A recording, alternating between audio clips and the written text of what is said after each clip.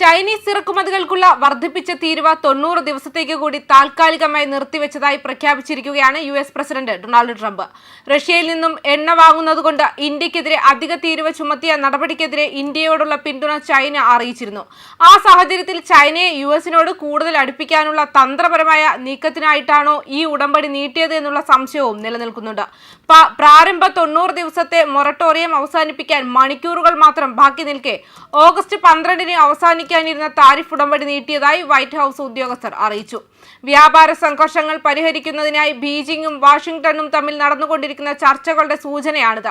Chinese ഇറക്കുമതിക്ക് US തീരുവ കുത്തനെ വർദ്ധിപ്പിച്ചത് താൽക്കാലികമായി നിർത്തിവെക്കുന്ന എക്സിക്യൂട്ടീവ് ഉത്തരവിൽ ഡൊണാൾഡ് ട്രംപ് ഒപ്പുവെച്ചു. ഈ നീക്കം ബിസിനസ്സുകൾക്കും വിപണികൾക്കും താൽക്കാലിക ആശ്വാസം നൽകുമെന്ന് പ്രതീക്ഷിക്കുന്നു. ലോകത്തിലെ ഏറ്റവും വലിയ രണ്ട് സമ്പദ് വ്യവസ്ഥകൾക്കിടയിൽ വർദ്ധിച്ചുവരുന്ന സംഘർഷങ്ങൾ ലഘൂകരിക്കുന്നതിനായി യുഎസും ചൈനയും 90 ദിവസത്തെ ശിക്ഷാ വ്യാപാര താരിഫുകൾ താൽക്കാലികമായി നിർത്തിവെക്കാൻ സമ്മതിച്ചിരുന്നു.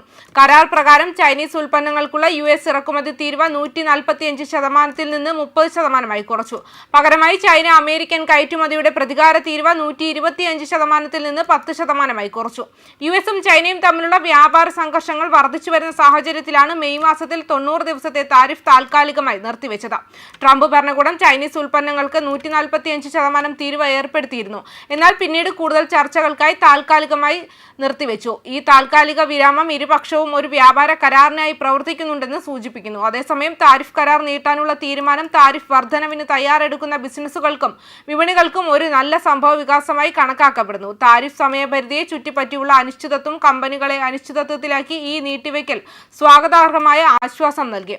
എന്നിരുന്നാലും യുഎസും ചൈനയും തമ്മിലുള്ള അടിസ്ഥാന സംഘർഷങ്ങൾ തുടരുകയാണ്. ചൈനയുമായുള്ള വലിയ വ്യാപാര കമ്മി നികത്താൻ യുഎസ് ശ്രമിച്ചു. ചൈനയുമായുള്ള യുഎസ് വ്യാപാര കമ്മി ഒരു തർക്ക വിഷയമാണ്.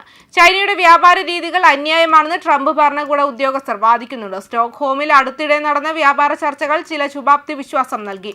ഇരുപക്ഷവും താരിഫ് താൽക്കാലികമായി നിർത്തിവെക്കാൻ നീട്ടുന്നതിനെ സൂചിപ്പിക്കുന്നു. മിക്ക ഉൽപ്പന്നങ്ങൾക്കും 50% താരിഫ് നിശ്ചയിക്കുന്ന ഒരു കരാറിന്റെ വിശദാംശങ്ങൾ തയ്യാറാക്കാൻ സമയം അനുവദിക്കുന്നതിന് 90 ദിവസത്തെ കാലതാമസം ഉണ്ടാകുമെന്ന് ട്രഷറി സെക്രട്ടറി സ്കോട്ട് ബെസന്റ് സൂചന നൽകിയിരുന്നു. യുഎസും ചൈനയും വ്യാപാര ചർച്ചകൾ തുടരുന്നതിനാൽ അടുത്ത 90 ദിവസങ്ങൾ ഫലം നിർണ്ണയിക്കുന്നതിൽ നിർണായകമാകും. താരിഫ് വെടിനിർത്തൽ നീട്ടുന്നത് ഇരുവിഭാഗത്തിനും ഒരു വ്യാപാര കരാറിലേക്ക് നീങ്ങുന്നതിനുള്ള അവസരമാണ് നൽകുന്നത്. എന്നിരുന്നാലും ട്രംപിന്റെ പ്രവചനാതീതമായ സ്വഭാവം കാരണം ഫലം അനിശ്ചിതത്വത്തിലേക്കാണ്. അതേസമയം AI ചിപ്പ് ഇടപാടുകൾ ഇപ്പോഴും ഒരു തർക്ക വിഷയമാണ്. യുഎസ് കയറ്റുമതി നിയന്ത്രണങ്ങൾ ലഘൂകരിക്കുന്നു, പക്ഷേ പിരിമുറുക്കങ്ങൾ നിലനിൽക്കുന്നു. ലൈസൻസുകൾക്ക് NVIDIAയും AMDയും 15% റോയൽറ്റി നൽകുന്നു. H20 ചിപ്പ് സുരക്ഷാ ആശങ്കകളെക്കുറിച്ച് ചൈനീസ് റെഗുലേറ്റർമാർ NVIDIAയോട് പരാതി പറയുമ്പോൾ NVIDIAയ്ക്ക് പരിഷ്കരിച്ച ടോപ്പ് ടയർ ചിപ്പുകൾ ചൈനയ്ക്ക് വിൽക്കാൻ അനുവദിക്കുന്നതിനെക്കുറിച്ച് ഡൊണാൾഡ് ട്രംപ് സൂചന നൽകി. ന്യൂസ് ഡെസ്ക് കർമ്മ ന്യൂസ്.